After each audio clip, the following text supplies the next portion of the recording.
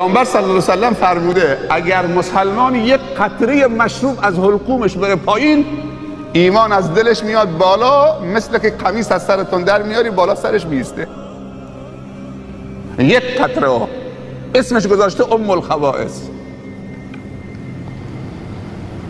ایمان از دلش میاد بالای سرش میسته و تا 40 روز نماز ازش پذیرفته نمیشه.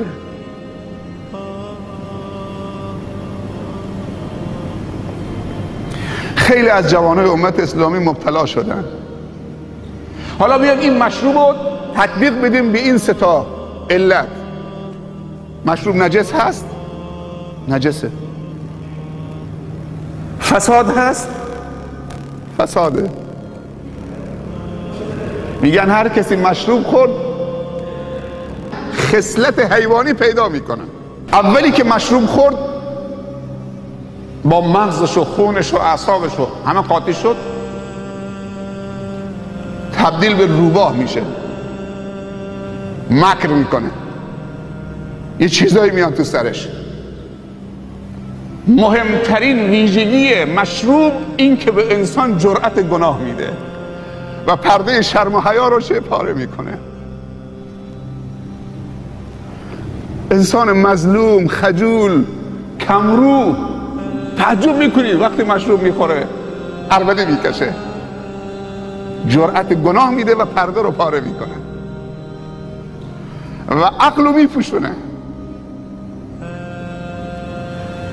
بعد که خوب قاطی شد با مغز و استخوان و گوشت و پوست و روح همه چیزش، تبدیل میشه مرحله دوم حیوانی، میشه تبدیل به گرگ، خصلت گرگ پیدا میکنه.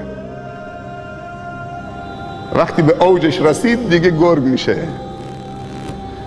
چه بسا پناه به خدا به مادر و خواهرش هم رحم نکنه، اسرارشو برباد میده، پول تو جیبش میریزه، چه بسا متفق به قتل بشه، تبدیل به گرگ بیرحم میشه. نجس هست یا نیست؟ فساد هست یا نیست؟ خصلت سوم حیوانی تبدیل به خرس میشه. وقتی که کم کم حالا تو سرازیری قرار گرفت، از بدنش کم کم داره در میره، اون سکر و نشگی تبدیل به خرس تیر خورده میشه. احساس میکنه که خرسه ولی تیر خورده، خون از بدنش داره میره، کم کم داره ضعیف میشه. هنوز فکر میکنه قوی است ولی کم کم داره چه؟ وقتی که کاملا از سرش در رفت تبدیل به موش میشه. خصلت چهارم حیوانی. دنبال یه سوراخی میگرده که خودشو قایم بکنه، دیگه هیچی نمونده.